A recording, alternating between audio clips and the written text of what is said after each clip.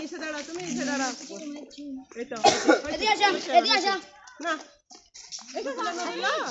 I বারা তো মধ্যে টাকার মাঠা দি ডাইরেক্ট ফ্লোর পটি লাগন গলা আছে না না না সিগারেট না তো চলা যেতে এই তো ভাঙি